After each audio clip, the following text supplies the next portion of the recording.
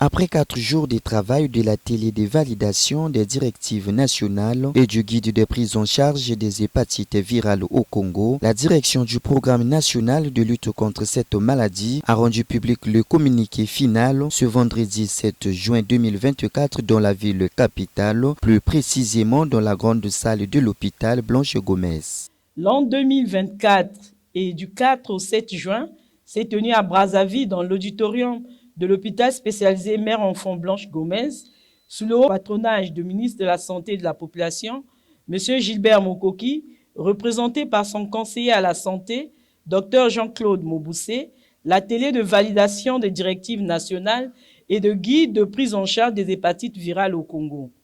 Cet atelier a été organisé pour rendre valides et disponibles les 2 documents élaborés dans le but d'offrir aux participants et aux prestataires de soins les pistes de solutions permettant d'assurer une meilleure prise en charge des patients à tous les niveaux du système de soins à base de protocoles fiables de diagnostic et de traitement.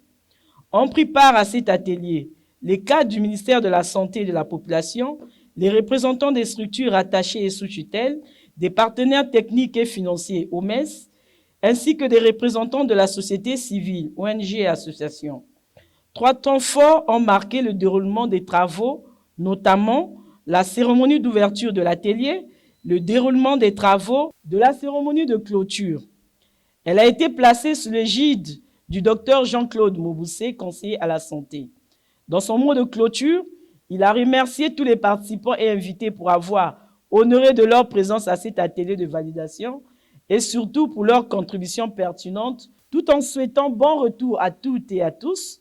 Le conseiller à la santé a déclaré clos les travaux de l'atelier de la validation des directives nationales et du guide de prise en charge des hépatites virales au Congo.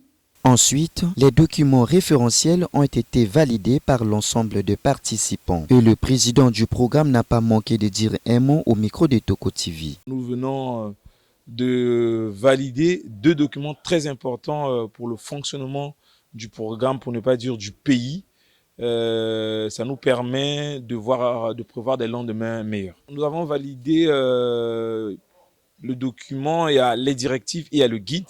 Le plus important, c'est que le personnel de santé et les relais communautaires ont maintenant un document qui leur permet de s'orienter ou d'être guidés dans la prise en charge des hépatites virales sur le territoire national.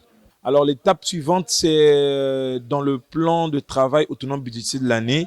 C'est la journée mondiale qui est prévue pour le mois de juillet, le 28 juillet, où le programme compte organiser un dépistage des hépatites virales sur tout le territoire national afin d'avoir des vraies statistiques de la population en général, ce qui nous permettra de bâtir des stratégies pour réduire la morbimortalité de ces infections au Congo. Enfin, le ministre de la Santé et de la Population, Gilbert Mokoki, par la voix de son conseiller, tient à féliciter pour la bonne organisation et la réussite de cet atelier. Il rassure la vulgarisation et l'utilisation des directives nationales et guides de prise en charge des hépatites virales à l'échelle nationale. Trésor Yanda et Toko TV.